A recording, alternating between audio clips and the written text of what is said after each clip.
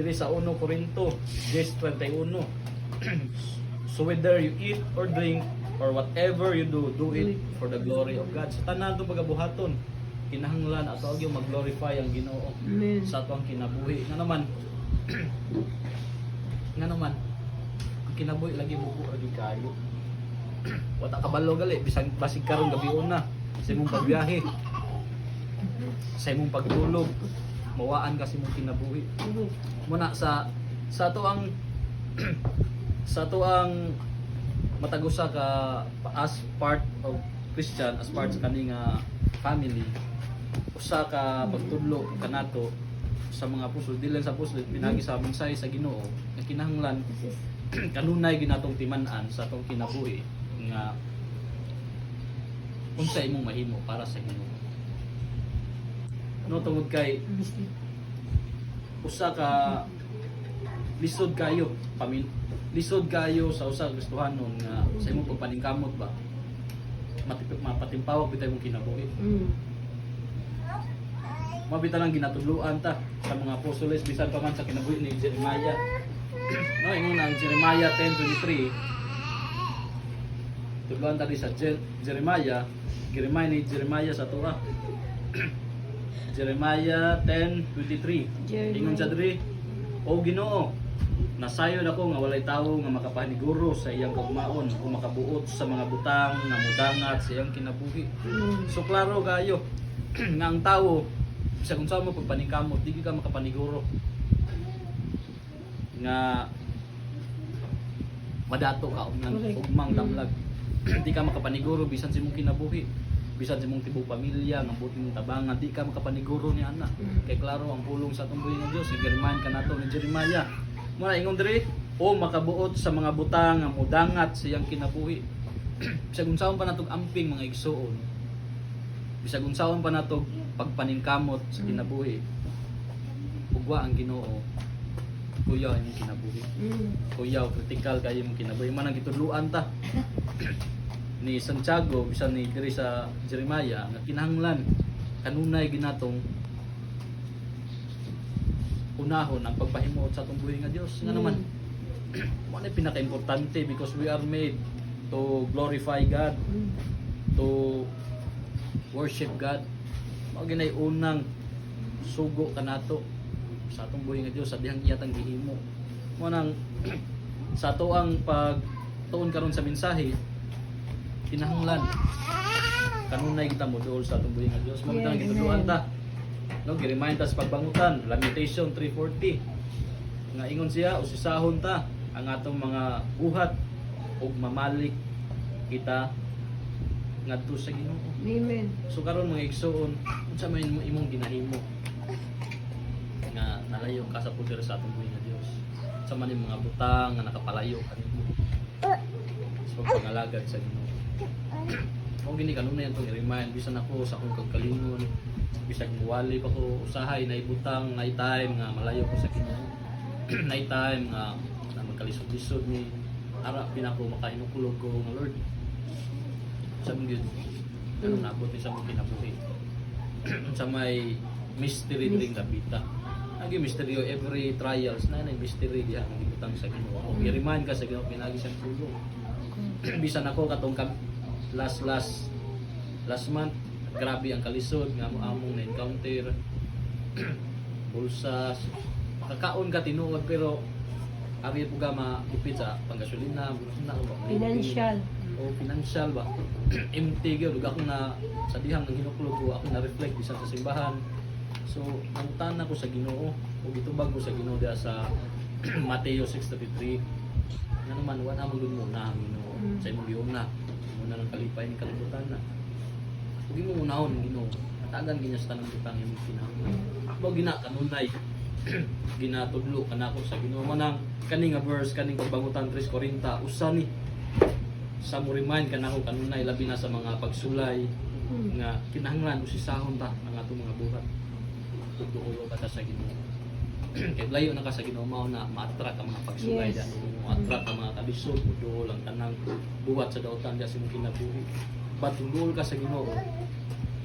Apingan ka sa Ginoo, preserve ka sa Ginoo nga igsoon.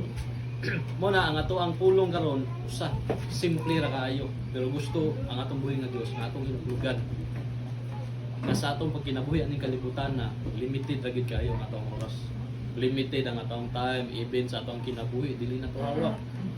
Mo ning dako kay pangutana nato nga mga Kristohanon kita di na ta malayo na dakong pangutana ang Ginoo sa pangkinabuhi karon nga nagbuhi karon. Pangutana sa Ginoo unsay imuhang ginahimo karon para sa Ginoo nga makahimo siya sa pagpreserba sa imong kinabuhi. Amen. So usa man ang imong ginahimo karon nga mahimot ang Ginoo. Nga andam ang Ginoo nga i-preserve ang imong kinabuhi. So atong timan-an di na to hawak nga atong kinabuhi. Humble. Pwede karong gabi una inig-uli nato madisgrasya ta. Nga naman dili na to mapugnan ang time. O time na nimo, time na nimo. Kung kwaon ka sa Ginoo ng time karong gabi una, time na nimo di gina mapugnan. No? Pwede maglipay-lipay ka dito sa gawas, sa imong tipo pamilya. Unya sa kalit na unos, kamong tanan namatay. Nga naman, di mo malikayan ang mga trahedya nga moabot sa imong kinabuhi. Pwede sa imong pagtulog. Kitang tanan, why exempted? Usa ka naka-practice sa atong kamatayon. But, ano yung pangutana diya? Unsa nga mga butang nimong gihimo karon sa imong kinabuhi nga nakapahimuot sa Ginoo nga andam kanyang ipreserba. Klaro ang pulong sa tumbuhi nga Dios unless kung imong ginahimo ang kabubuton sa Ginoo, makita sa Ginoo ang imong kinabuhi nga nangalagad na ningkamot diha kaniya, imong ginatuman ang iyang will, nag-desire ka sa iyang imong gi-desire sa imong kasing-kasing ang gusto nga makabot sa Ginoo, ang gusto nga buhaton sa Ginoo, ang kabubuton sa Ginoo imong ginatuman, ara nga time. Yes. Kay klaro man yang pulong Revelation 3:10 tungod kay gituman mo man akong mga sugo nga magmalig-on ka o magmaisugon o nga magpailog ka, balikon tungod kay gituman mo man akong sugo nga magpailog ka, ilikay ko ikaw sa tanang katalagman nga muhampak Yes. sa kagabion o muhampak sa kalibutan. So klaro kayo nga kita nga mga anak sa Ginoo kung nakapanipay ta sa iyang mata na attract ang Ginoo sa ato ang mga binuhatan bisag unsa pa nakagamay, bisag unsa katago, basta para sa Ginoo imong gihimo sa Ginoo, attractive ka na sa mata sa Ginoo. Amen. Kidlat ka na dito sa langit nga igsoon o kaning tawhana. Kani siya usa sa akong pinangga ug matinud-anon nga alagad, nagpabiling, nagpadayon sa pangalagad kanako. Muna kining kamatayon, ako kanang pinabadlong tungod ani tawhana siyang ginabuhat nga nakasubay sa akong kabubuton, akong gikahimutan, ay nigilabti, ako ning gipreserba kani nga tao. So kita nga mga anak sa Ginoo nga nagpabiling, nagmatinud-anon, ipreserba ta sa Ginoo. Amen. Ilikay ta niya sa mga disgrasya, panahon sa atong pagtulog, ilikay ta niya sa tanang matang sa buhat sa dautan mga igsoon mo na klaro kayo nga gipaabot sa ato sa atong buhi nga Dios unless kung ang Ginoo nalipay sa imong kinabuhi, kaya kaniyang i-preserve bisag imuha na ng takna karong gabi una, imuha ng takna karong adlaw, pero tungod kay nalipay ang Ginoo sa imong kinabuhi, i-preserve kaniya. Amen. Padlongon niya tanang buot nga modol sa imong kinabuhi, no? Tanang bisag ang kamatayon badlongon sa tumbuhi nga Dios. Mo na dapat magmabinantayon ta kanunay. Yes. Dapat ato ang ginahimo kung say buot niyang ipaabot sa tong kinabuhi, no? Ako gining ipasabot kanato nga igso, no? Nga kinahanglan ingon ang pulong ato siyang pangitaon samtang ato pa siyang makaplagan. Kay sayang kayo ingon ang pulong diya sa Mateo, atong buhaton ang iyang trabaho, ipasayag ba kay maabot ang gagabion ug wala na makatrabaho. Yes. Maabot imong kamatayon dili na ka makatrabaho. Awit na ang imuhang pagmahay. Munang kinahanglan atong i-align ang atong kinabuhi kanunay sa atong buhi nga Dios. Ato ang duulon sama sa kanta ganina. Kinahanglan atong susilon ato ipakupot sa ginatong kamot. Kay panahon manggod nagi mga panahon nga maigo ka sa kaluya, maigo ka sa kauga, maigo ka sa kalisod, maigo ka sa pagduduha. Tanan abuton man kanang tanan. Pero once ang Ginoo nagkupot sa imong kamot, sama sa Ginoo ni Fidelin, kung ang Ginoo nagkupot sa imong kamot, sigun saan mo kadagma, bangon mo bigyan kung nasa. Una, all in all, ang mensahe sa Ginoo di nato kalimtan.